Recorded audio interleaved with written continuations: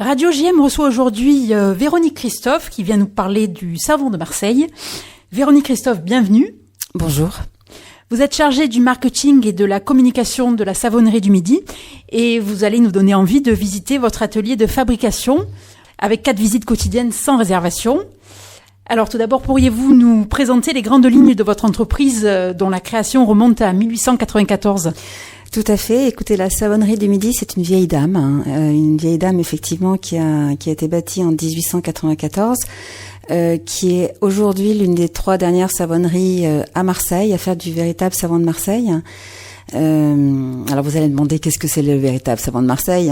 C'est effectivement un savon qui est fait dans la cité phocéenne depuis plusieurs dizaines d'années, selon un cahier des charges qui est très précis.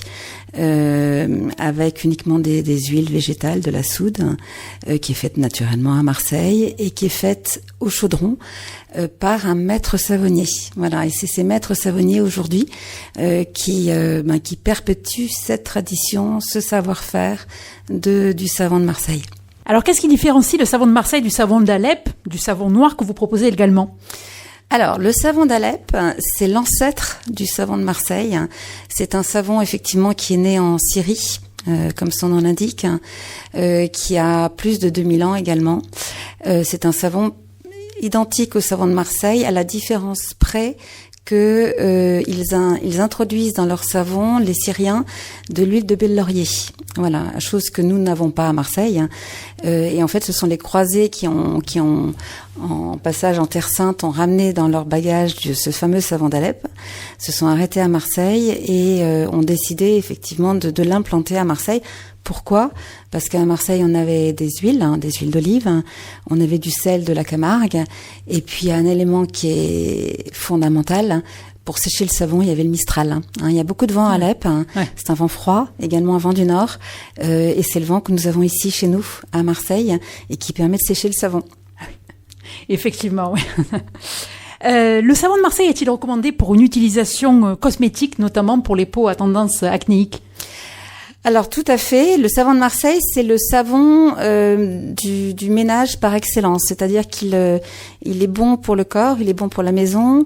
Alors pour le corps en particulier, c'est un savon qui est donc sans parfum, sans colorant, sans actifs ajoutés. Donc c'est un savon sans allergènes et effectivement qui est très hydratant, qui est très bien toléré, qui est hypoallergénique et qui permet notamment pour les jeunes peaux d'avoir une peau qui est beaucoup plus saine que les savons dits plus cosmétiques et parfois issus de procédés plus chimiques, je dirais. Donc, c'est-à-dire pour les adolescents, vous voulez dire ? Alors, les adolescents, effectivement, sont vraiment, disons qu'il faut qu'ils s'habituent à utiliser ce savon régulièrement. Et le retour d'expérience que nous avons, c'est les mères de famille qui proposent ça à leurs ados. Une fois qu'ils l'ont adopté, ils le quittent plus parce que c'est un savon qui est extrêmement bon pour ces jeunes peaux justement un petit peu à problème. D'accord. Donc on recommande ça, aussi pour la douche, Alors c'est un savon qui est multi-usage. Vous pouvez ça, on part des cheveux jusqu'au bout des doigts de pied. C'est un savon qui peut être utilisé en shampoing. Certaines personnes l'utilisent comme dentifrice. C'est très bon pour les gencives et naturellement c'est bon pour le corps parce que effectivement extrêmement bien toléré par la peau et très hydratant.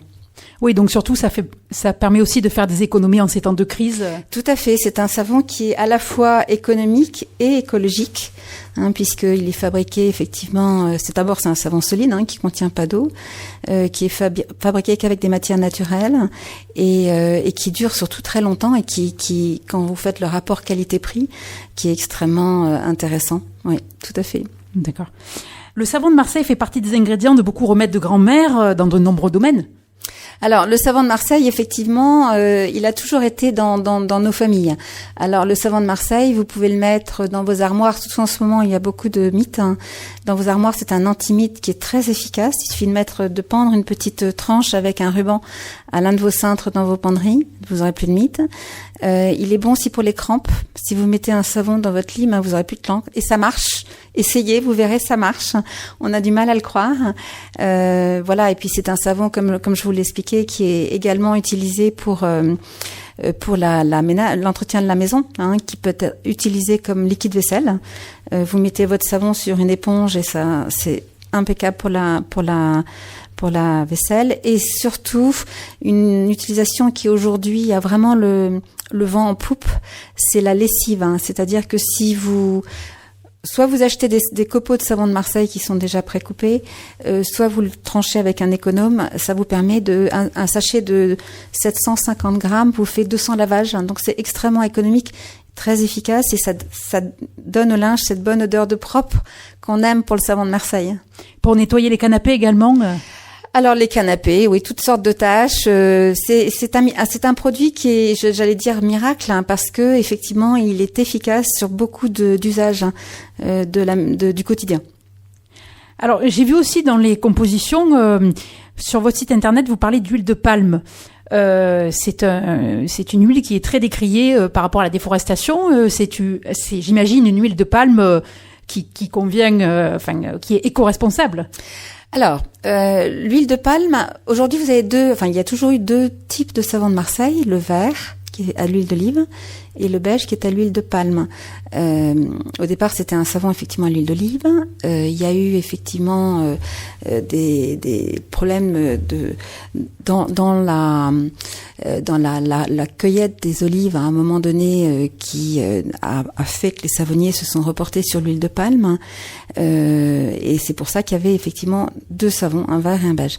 Aujourd'hui, nous, on continue effectivement, on perpétue cette tradition, parce qu'il y a une vraie tradition du savon beige à l'huile végétale du savon de Marseille. L'huile de palme que nous utilisons, c'est de l'huile RSPO, c'est une huile responsable qui est issue de petites plantations. Et le principe, c'est qu'effectivement, tout arbre utilisé pour son huile est replanté. Voilà.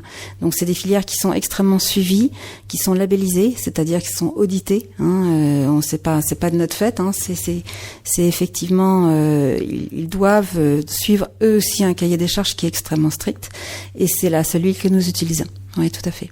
Vous parlez de labels. Alors justement, la savonnerie du Midi a reçu plusieurs labels, notamment EcoCert, label par rapport au tourisme. À quoi correspondent ces labels ? Alors, il y a plusieurs choses. La première chose, donc celui qui aujourd'hui caractérise vraiment l'entreprise, c'est un label qu'on a reçu en 2020, qui est le label de l'entreprise du patrimoine vivant, qui est un label d'État et qui reconnaît un savoir-faire et la transmission d'un savoir-faire. Donc ça, c'est quelque chose effectivement qui reconnaît des entreprises qui sont souvent issues de l'artisanat et qui ont au sein de leur entreprise une vraie tradition, un vrai savoir-faire qui est reconnu par l'État.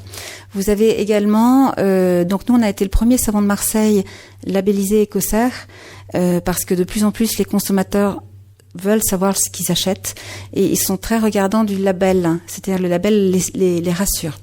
Et nous avons effectivement des savons qui sont certifiés EcoCert, Cosmos Natural et Cosmos Organique. Nous avons aujourd'hui le premier et le seul savon de Marseille biologique qui existe, donc c'est très important. Nous avons également des labels Origine France Garantie qui garantissent que nous fabriquons bien en France. Il suffit d'aller voir aux Égalades, vous comprendrez que c'est très clair. Voilà, effectivement, aujourd'hui, les consommateurs ont besoin d'être rassurés et ces labels sont là pour le faire. D'accord. Alors, quelles sont les différentes étapes de fabrication, sans doute le moment préféré du jeune public ? Tout à fait. Alors, l'avantage effectivement des visites, puisque la savonnerie est ouverte aux visites au public, c'est une vraie démarche pour nous. On veut ouvrir nos portes. On veut expliquer ce que c'est le vrai savon de Marseille, et c'est très visuel. Lorsque vous rentrez dans la savonnerie, d'abord vous sentez déjà l'odeur de l'huile de grignon, l'huile d'olive, qui est très très particulière. Vous rentrez dans la salle des chaudrons, qui est vraiment le cœur de la savonnerie, avec ces énormes chaudrons qui font entre 15 et 20 tonnes. Il y en a 5. Et dans ces chaudrons, donc qui sont sur une plateforme, il y a effectivement, c'est le royaume des maîtres savonniers, c'est eux qui fabriquent le savon. Un savon, c'est fabriqué entre 7 et 10 jours. Il y a 5 étapes pour le faire. Pour la faire courte, en fait, le principe du savon, c'est que vous mélangez de l'huile qui tâche, de l'huile avec de la soude, et ça vous fait un savon qui détache. C'est ça le principe, avec de la chaleur. Donc dans ces chaudrons, vous mettez de l'huile, de la soude, vous chauffez, donc vous rentrez dans le processus de saponification. Et la particularité du savon de Marseille, c'est qu'il est lavé par 3 fois avec de l'eau salée qui permet d'extraire du savon toutes les impuretés et notamment tous les excès de soude qui sont dans le savon pour au final avoir un savon extra pur. D'où sa dénomination, le savon de Marseille extra pur, qui est à 72% d'huile végétale. Le savon de Marseille n'étant pas protégé, le consommateur est fréquemment trompé par des produits fabriqués en Chine. Comment s'y retrouver ? C'est une bonne question et c'est notre combat. Effectivement, on est 4 savonniers à mener ce combat parce qu'on est persuadé que l'avenir est au véritable savon de Marseille. C'est pour ça qu'on a créé une association, l'Union des professionnels du savon de Marseille, avec 3 autres savonniers, 2 sur Marseille et 1 à Salon de Provence, nous avons déposé une demande d'IGP, indication géographique protégée, auprès de l'INPI. Et nous avons créé un logo qui permet de reconnaître effectivement le véritable savon de Marseille des savons qui ne sont pas du savon de Marseille et qui se disent savon de Marseille. Pour le consommateur, peut-être la première chose qui est évidente, c'est qu'un savon qui est rose, qui est violet, qui est bleu ou qui sent un parfum, tout type de parfum n'est pas un savon de Marseille. Par définition, un savon de Marseille n'est ni parfumé ni coloré. Et oui, et ces savons, malheureusement, on les retrouve sur le Vieux-Port. Et oui, on les retrouve sur le Vieux-Port, mais écoutez, nous aussi on a pris la décision d'ouvrir une boutique sur le Vieux-Port, 28 place aux Huiles, justement pour expliquer. On a un vrai rôle de pédagogie. Il faut qu'on explique aux gens ce que c'est que le savon de Marseille. Donc on l'explique au travers de notre boutique sur le Vieux-Port et également au travers la visite de la savonnerie où de leurs yeux ils peuvent voir, sentir, toucher, comprendre la fabrication du savon de Marseille. C'est vraiment un rôle pédagogique et pour nous, c'est quelque chose auquel nous tenons beaucoup. Alors, dernière question, la fabrication de vos produits est issue du savoir-faire traditionnel des maîtres savonniers. Qu'est-ce qui vous différencie des autres savonneries marseillaises qui seraient quand même, elles aussi, de ce savoir-faire unique, comme la savonnerie du fer à cheval, ce ne sont pas des concurrents finalement? En fait, on travaille ensemble. On est vraiment et c'est une belle histoire, je trouve, de justement de réunir nos forces pour pouvoir défendre ce véritable savon de Marseille. Et on travaille ensemble. On a tous on fait tous du savon, on fait tous du bon savon. On a des marques différentes dans des circuits qui sont parfois différents, mais on est très solidaires en tout cas. D'accord. Peut-être donc une idée de sortie pendant les vacances scolaires, puisque la savonnerie du Midi est ouverte jusqu'à demain, vendredi 4 novembre, avec 4 visites quotidiennes sans réservation. Je rappelle votre site internet www.savonneriedumidi.fr. Exactement, et ces visites sont gratuites, ouvertes au public, et on vous attend nombreux. Et d'ailleurs, le public était au rendez-vous puisqu'on a beaucoup de visiteurs. On est ravis de leur faire découvrir la fabrication du savon de Marseille. Merci beaucoup, Véronique Christophe. Je vous en prie, merci à vous. Merci.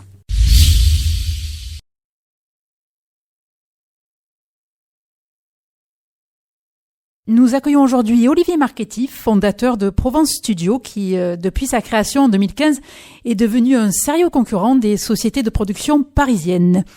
Les tournages à succès se sont multipliés, notamment Le Temps des Secrets, de même que Titane, qui a obtenu la Palme d'Or à Cannes en 2021.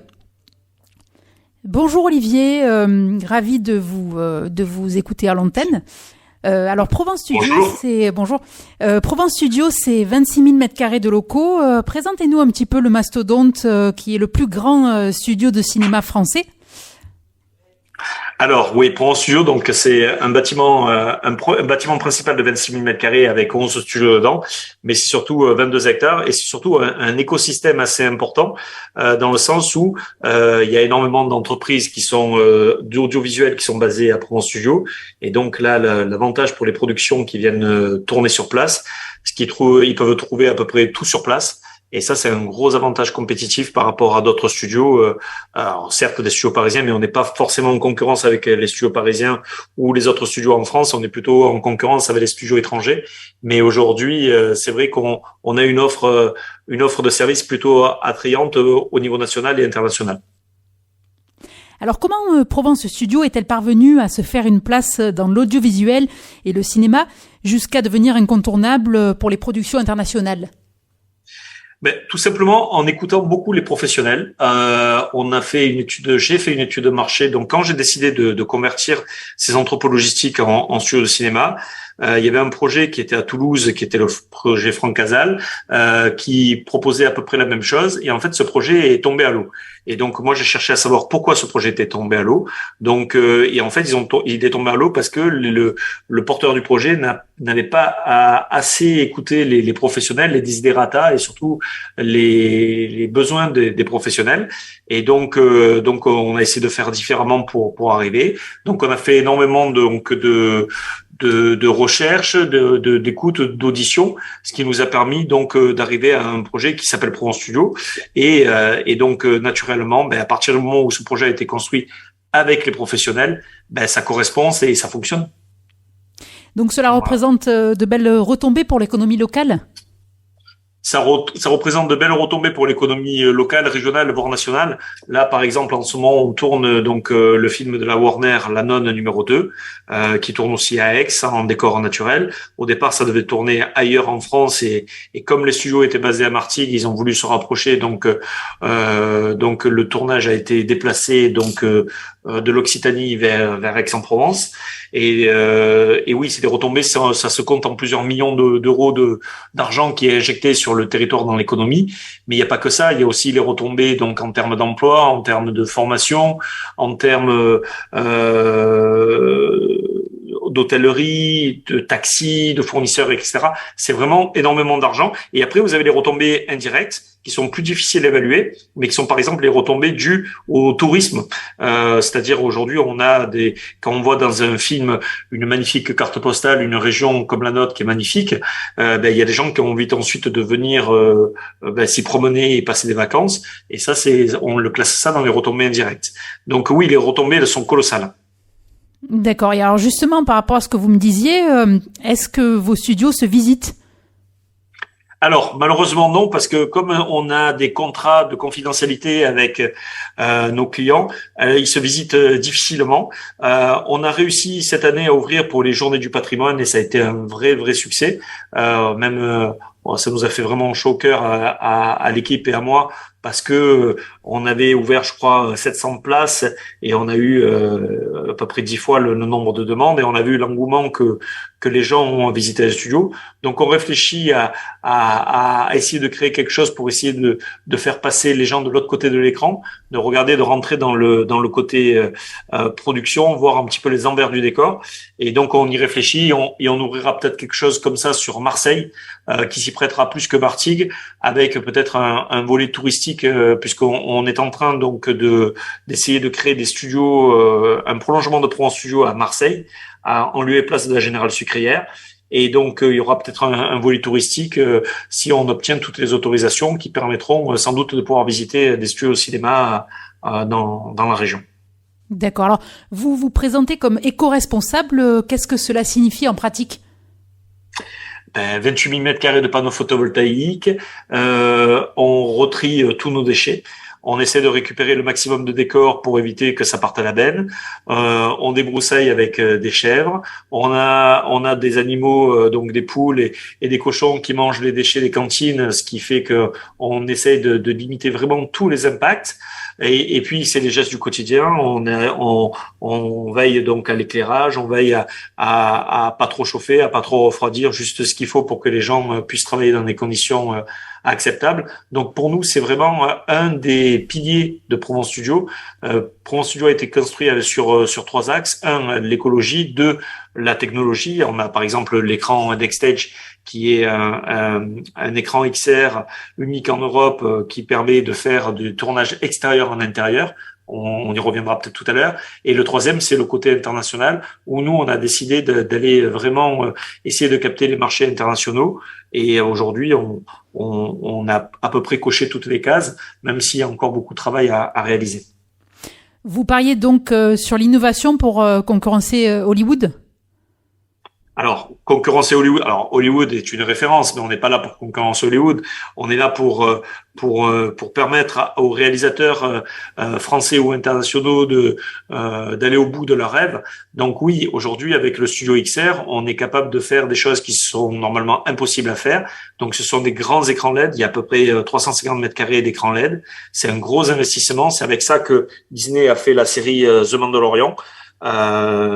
Donc c'est une technologie plutôt très avancée. En fait, pour reprendre une image qui est chère à mon associé, c'est la même technologie que Méliès où on avait les décors peints, sauf que aujourd'hui c'est la nouvelle génération, donc ça bouge et surtout le décor va bouger, les écrans derrière LED vont bouger en fonction des mouvements de la caméra, ce qui va éviter les problèmes de parallaxe sans rentrer trop dans le détail, et donc on a vraiment l'impression d'être à l'extérieur, d'être dans un décor naturel alors qu'on est dans un studio. Et donc ça c'est un gros challenge, et c'est économique et écologique. Pourquoi? Par exemple, on a fait plusieurs publicités, et ces publicités qu'on a fait, on a fait 6 décors complètement différents dans une seule et unique journée. Donc, on n'a pas bougé les équipes. Donc, ça a été économique et écologique par la même occasion.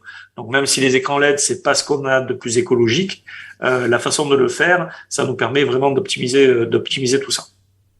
Vous misez aussi sur la formation en accueillant des élèves spécialisés du secteur et travaillez avec le Pôle emploi ? Oui, tout à fait. Alors, la formation, on participe à l'effort de formation. Aujourd'hui, l'un de nos freins au développement, c'est le nombre de techniciens. Aujourd'hui, il y a une pénurie de techniciens en France de manière générale, et surtout à Marseille. Il y a tellement de tournages ici qui se passent que ça devient critique. Donc nous, on a des partenariats avec quasiment toutes les écoles, et par exemple, on a décidé,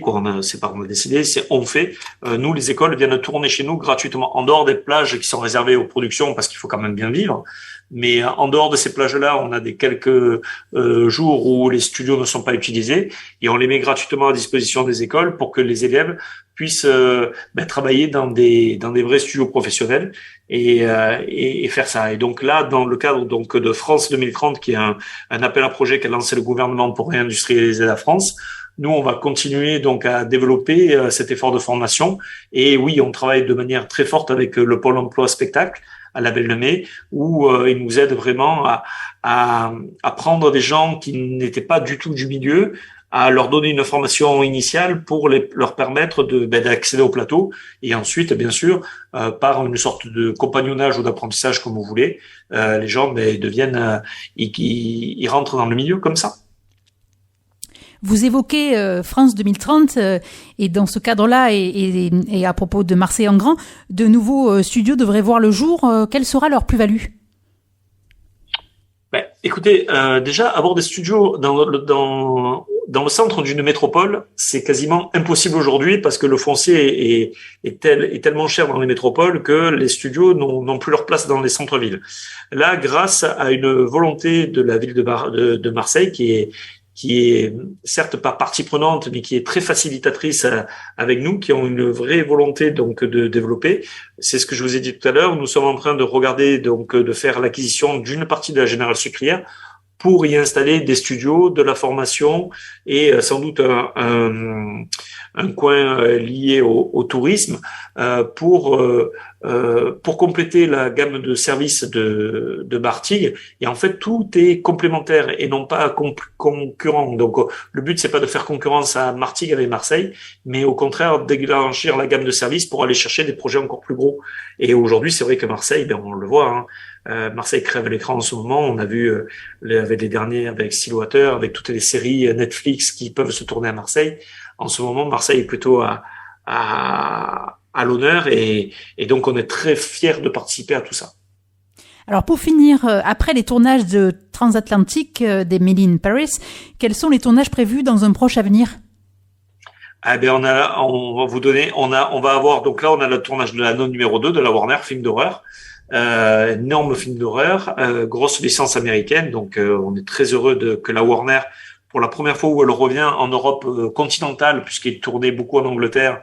Et là, cette année, ils ont décidé de tourner en Europe continentale et ils ont choisi notre région pour venir. On en est très fiers. On a la saison 2 de Serpent Queen, le biopic sur Catherine de Médicis, qui s'est déjà tourné. On a fait la première saison. Et là, vu le carton de la première saison, la deuxième saison est lancée et on tournera ça sur les 6 premiers mois de 2023. Voilà. Et après, il y a d'énormes projets, mais malheureusement, je ne peux pas vous en parler puisque j'ai signé un accord de confidentialité.